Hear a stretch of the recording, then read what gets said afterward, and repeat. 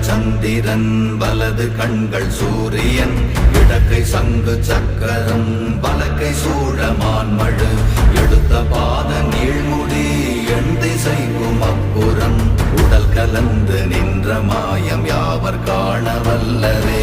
ஓம் நமச்சிவாய.